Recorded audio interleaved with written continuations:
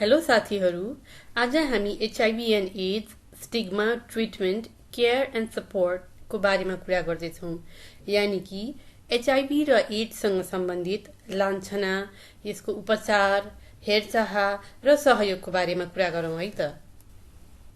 सबैभन्दा पहिले एचआईभीसँग सम्बन्धित लान्छनाको बारेमा कुरा गरौँ।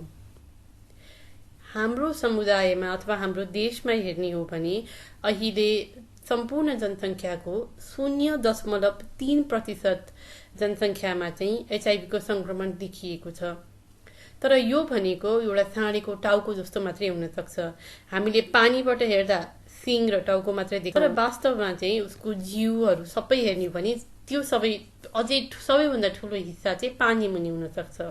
त्यसै गरी हाम्रो समुदायमा पनि एचआईभीको संक्रमण कम देखिए पनि वास्तवमा चाहिँ हामीले सोचे भन्दा अवस्था चाहिँ अझै बृहत अथवा अझै बढी डरलाग्दो पनि हुन सक्छ।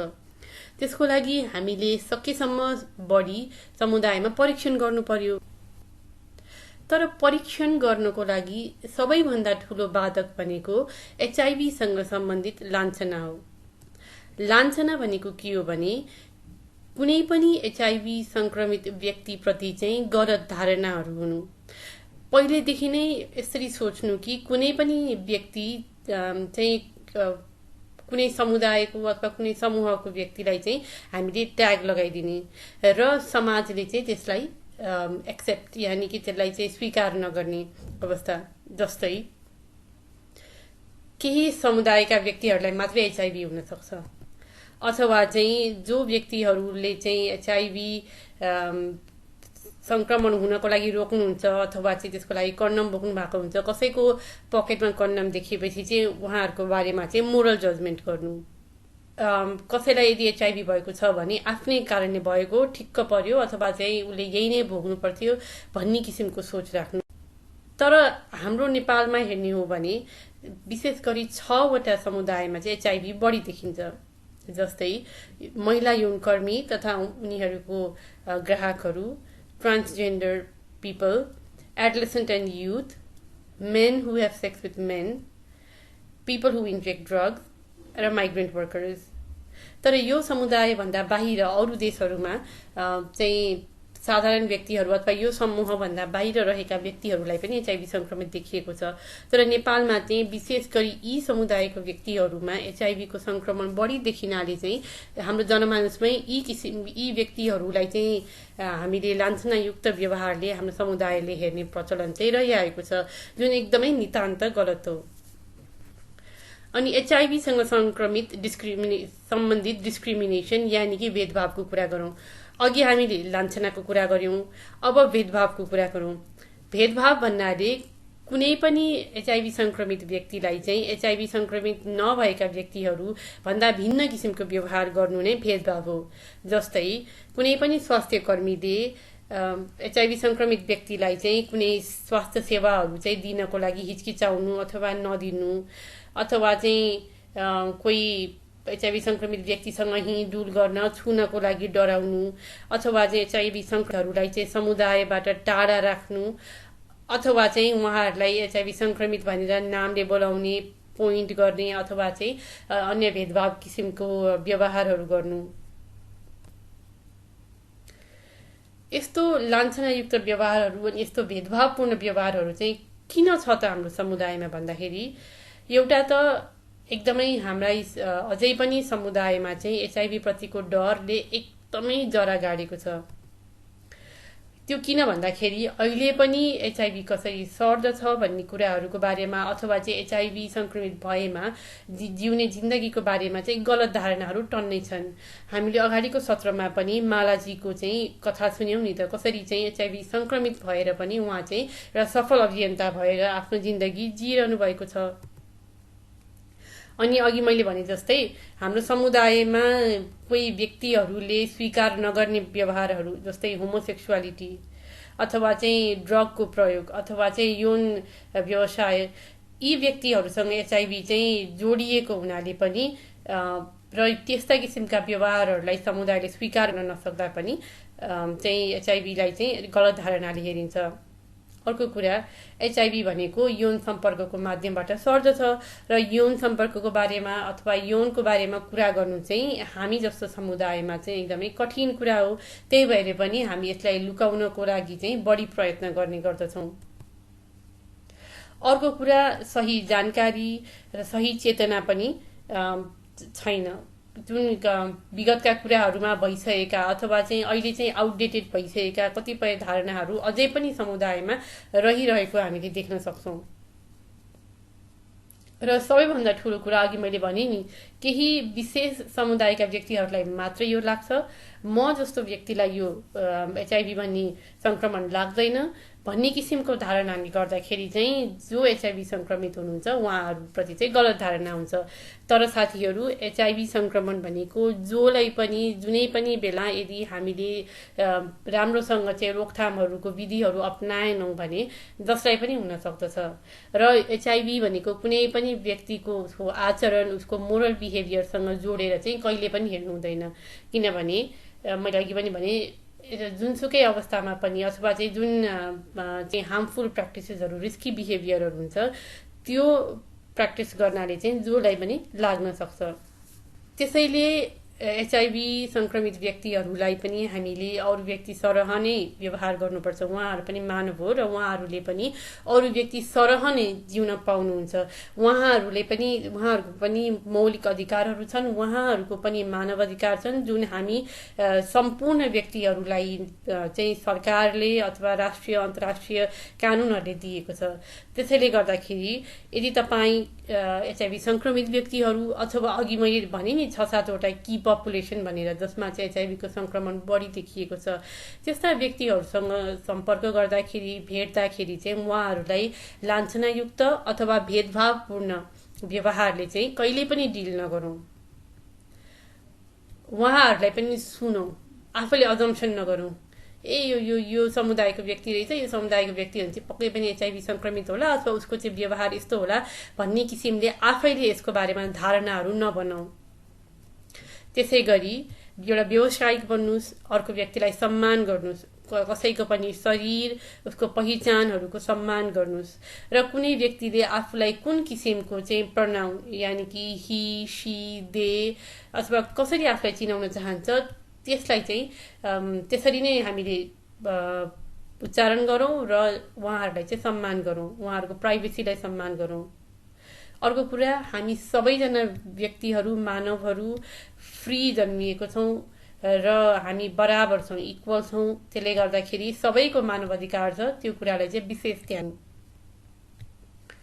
त्यसै गरी यो कुरा पनि हामीले नबिर्सौँ कि की पपुलेसन तथा एचआईभी संक्रमित व्यक्तिहरूको चाहिँ विशेष किसिमको स्वास्थ्य आवश्यकता हुन्छ।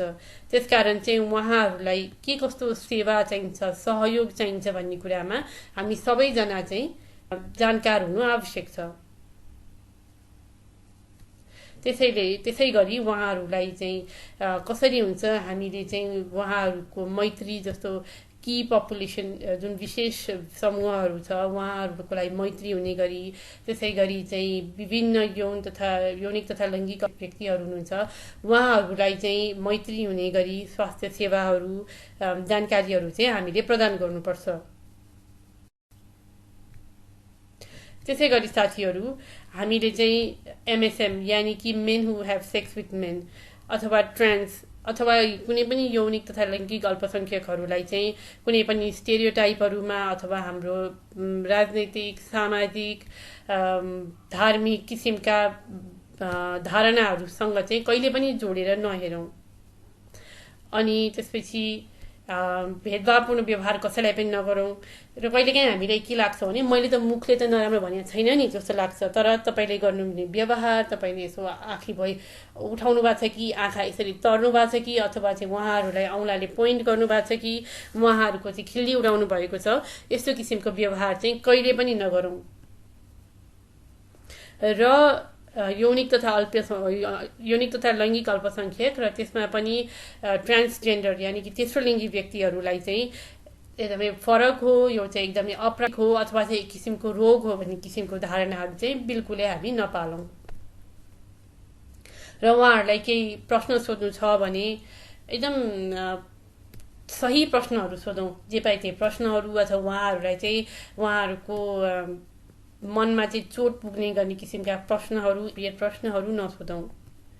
र सबैजनाको आफ्नो प्राइभेसी हुन्छ, आफ्नो कन्फिडेन्सियालिटी हुन्छ, गोपनीयता हुन्छ, त्यो गोपनीयताको चाहिँ रेस्पेक्ट गरौँ। अहिले भर्खरै हामीले लान्छना भनेको के हो, भेदभाव भनेको के हो, यो एचआइभीसँग कसरी सम्बन्धित छ, र हामीले किन चाहिँ कसैलाई पनि एचआइभी संक्रमित व्यक्ति हो अथवा चाहिँ मुख्य समुदाय यानि कि की पपुलेसनको व्यक्ति हो उहाँहरूलाई कुनै पनि किसिमको भेदभावपूर्ण व्यवहार गर्नुहुन्न भनेर हामीले सिक्यौँ। मैले पहिला भनेको थिएँ नि, एचआइभी रोकथामको लागि सबैभन्दा पहिलो स्टेप भनेको चाहिँ टेस्टिङ हो। त्यसै गरी हामीले एउटा सुरक्षित किसिमको यौन व्यवहार पनि लागू गर्नुपर्छ। तर त्यसको लागि सबैभन्दा गाह्रो पक्ष भने तपाईको यौन पार्टनर अथवा यौन साथीसँग चाहिँ नेगोसिएसन गर्नु हो, यानि कि वार्ता गर्नु हो। नेगोसिएसन भनेको के हो भन्दाखेरि दुवैजनालाई चाहिँ फाइदा होस्, दुवै पार्टी अथवा दुवै व्यक्ति दुवै पार्टनरलाई चाहिँ विन विन होस्, एकजनाले जित्ने र एकजनाले हार्ने किसिमको नहोस्। त्यसको लागि दुवैजनाले वार्ता गर्नु पर्यो र वार्ता गर्नुभयो भने मात्रै दुवैजनालाई चाहिँ फाइदा हुनेछ। मैले अगाडिको सत्रमा पनि यहाँलाई भनेको छु, एकअर्कासँग कुरा गर्ने, कम्युनिकेट गर्नु चाहिँ कतिको महत्त्वपूर्ण छ। र यदि तपाईँ चाहिँ एउटा सुरक्षित किसिमको यौन व्यवहार गर्न चाहनुहुन्छ, कन्डमको प्रयोग गर्न चाहनुहुन्छ भने सबैभन्दा पहिलो र सबैभन्दा महत्त्वपूर्ण स्टेप भनेकै तपाईँको पार्टनर वा पार्टनरहरूसँग चाहिँ यसको बारेमा चाहिँ कुरा गर्नु हो। अब हुन त हेर्नुहोस्, यौनको बारेमै कुरा गर्नलाई यति गाह्रो हाम्रो समाजमा चाहिँ कन्डम लगाउने नलगाउने अथवा यस्तो किसिमको वार्ताहरू गर्नको लागि चाहिँ गाह्रो लाग्न सक्छ, हामीलाई अकवर्ड अप्ठ्यारो लाग्न सक्छ, अथवा चाहिँ मैले कतै मेरो पार्टनरलाई चाहिँ चोट पुर्याउन लागेको छु कि क्या हो भन्ने किसिमको पनि हामीलाई सोच आउन सक्छ। तर त्यो नसोच्नु होला। सुरुमा अप्ठ्यारो लागे पनि तपाईँले वार्ता गर्न थाल्नु भएपछि एकदमै सजिलो हुँदै जान्छ। अब सधैँ एकदमै चाहेको जस्तो एकदम खुसीपूर्ण सुखीपूर्ण एकदमै मजाको कन्भर्सेसन नहुन पनि सक्छ। कहिलेकाहीँ त्यो किसिमको नेगोसिएसन गर्दा पनि एकअर्का बिचमा मतभेदहरू हुन सक्छ, कहिलेकाहीँ चाहिँ हिंसा पनि हुन सक्छ। तर यदि तपाईँले आफूलाई मनमा लागेको कुरा आफ्नो पार्टनरलाई खुलस्त भन्न सक्नुहुन्छ भने तपाईँले आफ्नो पार्टनरलाई अझै बढी चिन्ने मौका पाउनुहुन्छ, आफूलाई लागेको कुराहरू बताउन पाउनुहुन्छ र पार्टनरले पनि त्यही गर्न सक्छ, जसले गर्दाखेरि वास्तवमा तपाईँहरूको यौन जिन्दगी अथवा तपाईँहरूको सेटिस्फ्याक्सन लेभल चाहिँ झन् बढ्न पो सक्छ। तर फेरि पनि मैले भने नि, सेफ सेक्सको बारेमा कुरा गर्नको लागि चाहिँ सुरुमा एकदम अप्ठ्यारो पक्कै लाग्छ।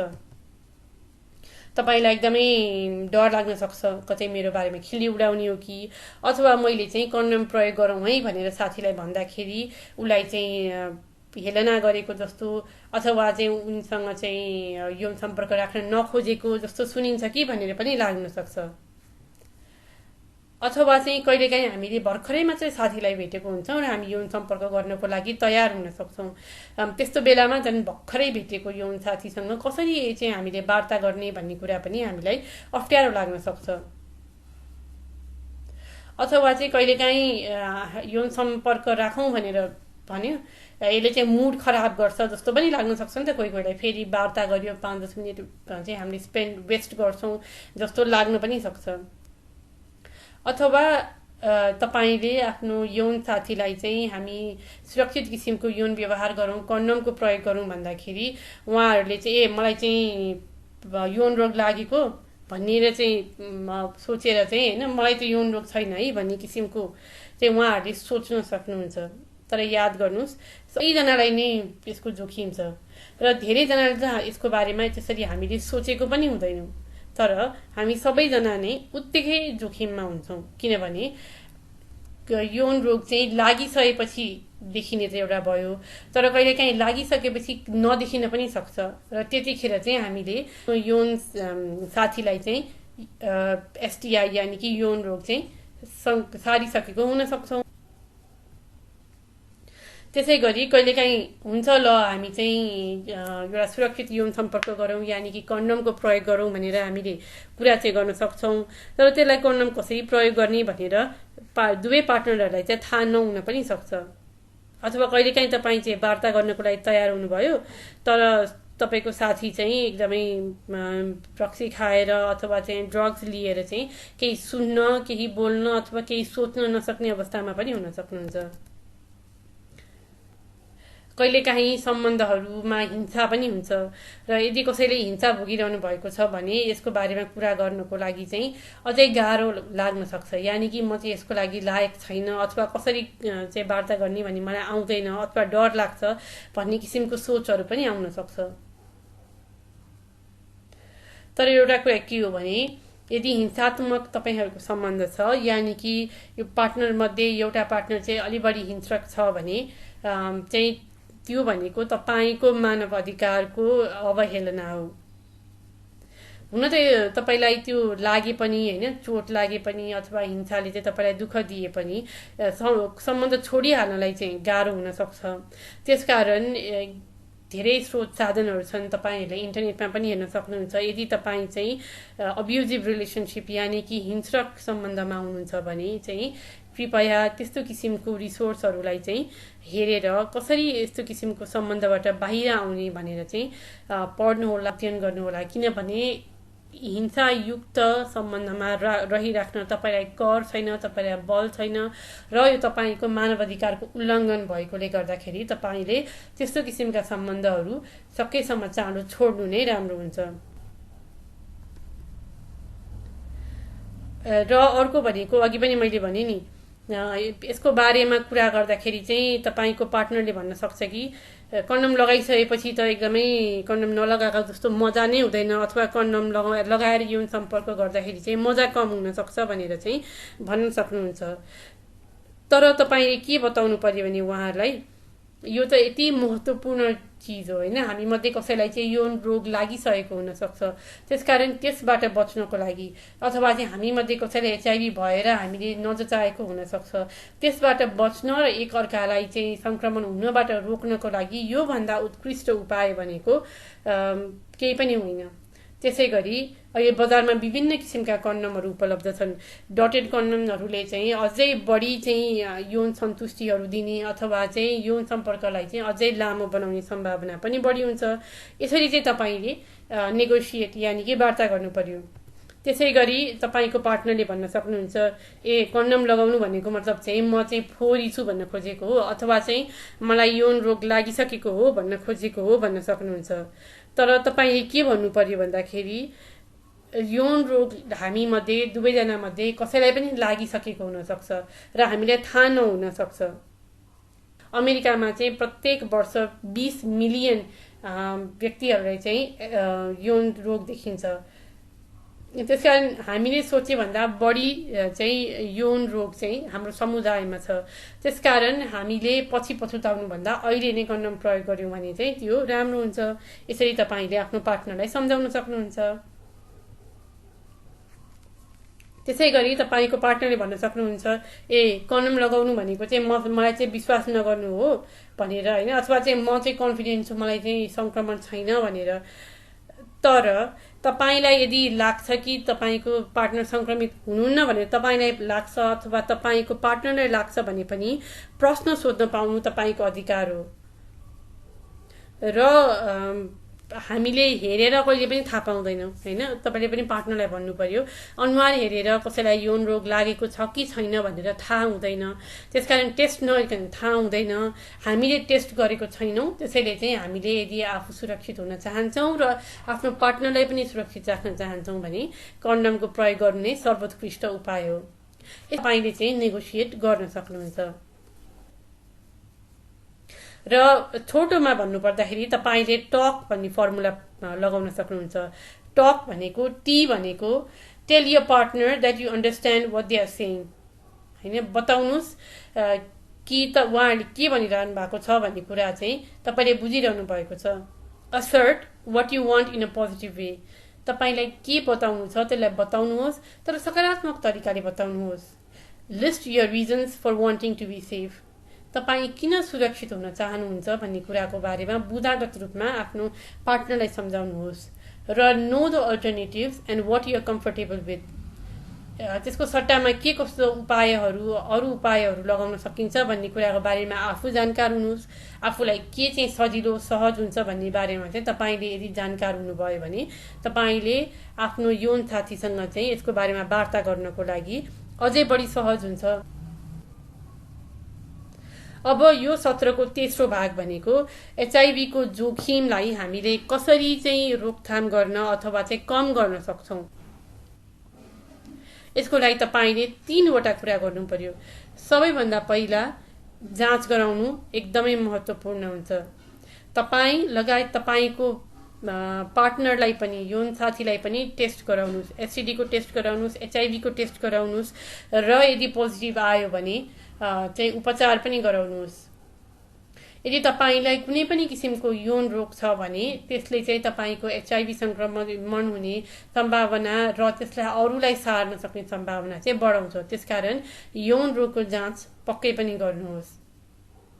त्यसैगरी आफ्नो स्वास्थ्य कर्मीसँग प्रेप यानी कि प्री एक्सपोजर प्रोफाइलैक्सिस को बारेमा सोध्नुहोस्। प्रेप भनेको चाहिँ एउटा एचआईभी रोकथामको उपाय हो जुन चाहिँ जो व्यक्तिलाई एचआईभी संक्रमण हाल छैन तर संक्रमण हुने उच्च जोखिममा हुनुहुन्छ त्यो व्यक्तिहरूले कुनै विशेष औषधि प्रत्येक दिन लिने अथवा चाहिँ इन्जेक्सन दिएर चाहिँ उहाँहरूले आफ्नो एचआईभी को जोखिमलाई चाहिँ कम गर्न सक्नुहुन्छ। त्यसकारण तपाईले आफ्नो स्वास्थ्य कर्मीसँग चाहिँ प्री एक्सपोजर प्रोफाइलैक्सिस यानी प्रेप को बारेमा सोध्नु होला। अर्को कुरा, यदि तपाई ड्रग्स लिनुहुन्छ सकेसम्म ड्रग्स नलिनुहोस् अथवा चाहिँ इन्जेक्टिङ ड्रग्स नलिनुहोस् र यदि लिनै पर्छ भने नि प्रत्येक पटक सफा नयाँ स्टेराइल सुई मात्रै प्रयोग गर्नुहोस्। र सबैभन्दा महत्त्वपूर्ण कुरा चाहिँ कन्डमको सही र कन्सिस्टेन्ट यानी कि हरेक पटक प्रयोग र हरेक पटक चाहिँ सही प्रयोग गर्ने बानी चाहिँ बसाल्नुहोस्।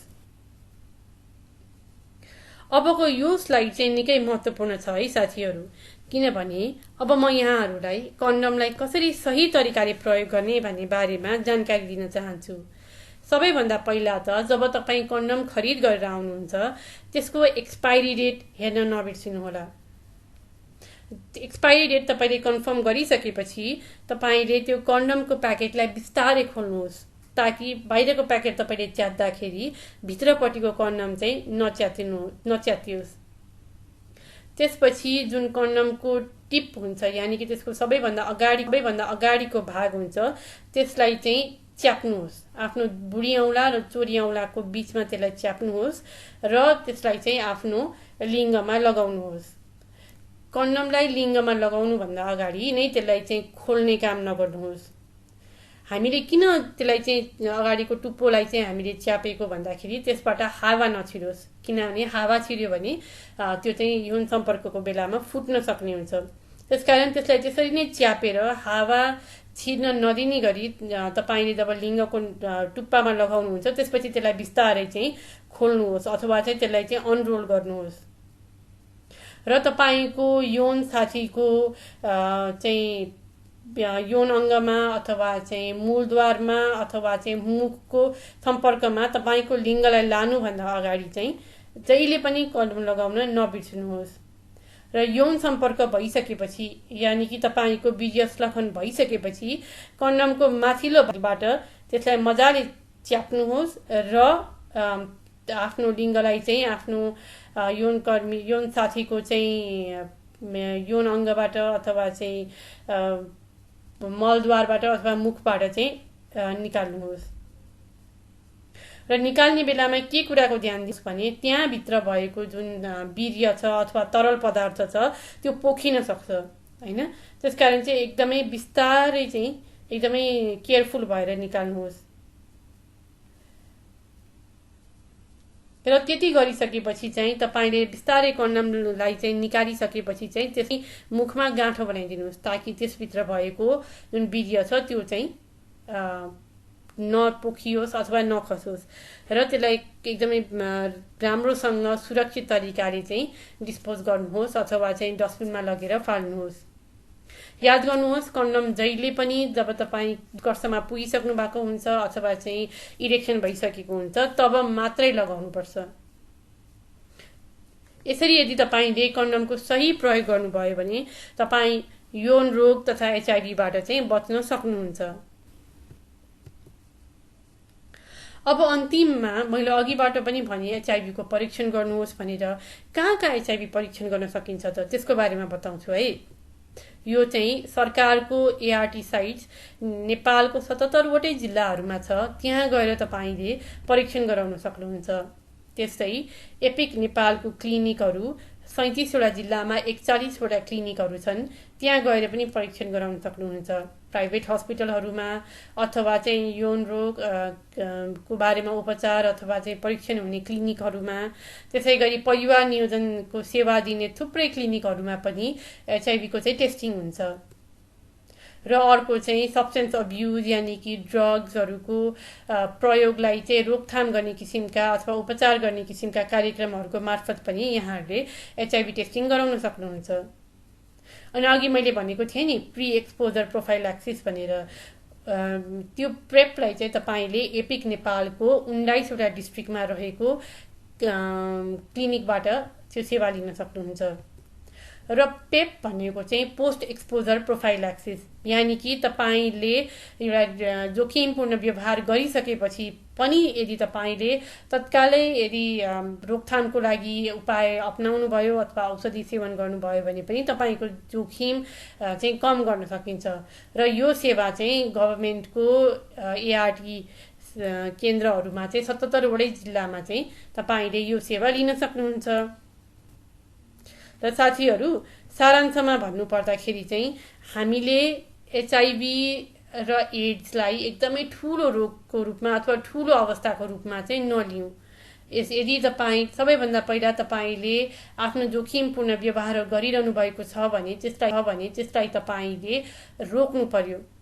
तर यदि तपाईँले जोखिमपूर्ण व्यवहार गरिहाल्नु भयो भने पनि सकेसम्म छिटो एचआईभी परीक्षणको लागि जानुहोला।